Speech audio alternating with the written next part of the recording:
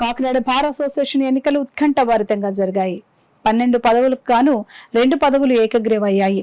10 పదవులకు ఎన్నికలు నిర్వహించారు. ఈ ఎన్నికల్లో మొత్తం 1160 మంది న్యాయవాదులకు గాను మొత్తం 1010 న్యాయవాదులు తమ ఓటు హక్కును వినియోగించుకున్నారు.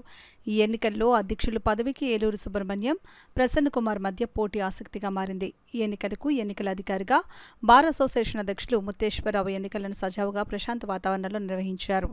మధ్యాహ్నం 3 గంటల నుండి ఓట్ల లెక్కింపును చేపట్టడం జరుగుతుందని ఎన్నికల అధికారి ముత్తేశ్వరరావు తెలిపారు. నేను కాకినాడ బార్ అసోసియేషన్ ప్రస్తుత ప్రెసిడెంట్, అదేవిధంగా 2025-26 బార్ అసోసియేషన్ ఎలక్షన్కి చీఫ్ ఎలక్షన్ ఆఫీసర్గా వ్యవహరిస్తున్నాను. మా కాకినాడ బార్ అసోసియేషన్లో 1160 ఓట్లు ఉన్నాయండి. ఈ ఓటింగ్ ప్రక్రియ ఉదయం 9 గంటల నుంచి సాయంత్రం 5 గంటల వరకు పోలింగ్ జరుగుతుంది. పోలింగ్ అయిన తర్వాత ఇమీడియట్గా కౌంటింగ్ ప్రారంభించబడుతుంది.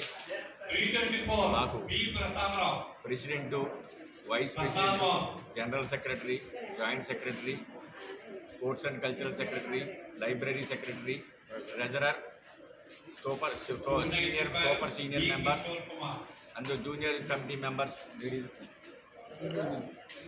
లేడీ రిప్రజెంటేటివ్, మొత్తం 10 పోస్టులకి ఇప్పుడు ఎలక్షన్ జరుగుతూ ఉంది. 2 పోస్టులు ఏకగ్రీవంగా ఎన్నుకోవడం జరిగింది. అంచేత ఈ రోజున 10 పోస్టులకి కూడా ఓటింగ్ జరుగుతూ ఉన్నది. ఈ ఓటింగ్ ప్రక్రియ కూడా ఉదయం 9 నుంచి 5 గంటల వరకు జరుగుతుంది. తదుపరి వెంటనే కౌంటింగ్ మొదలవుతుంది. ఈ ఎలక్షన్స్ అన్నీ కూడా చాలా ప్రశాంతకరమైనటువంటి వాతావరణంలో జరుగుతాయి.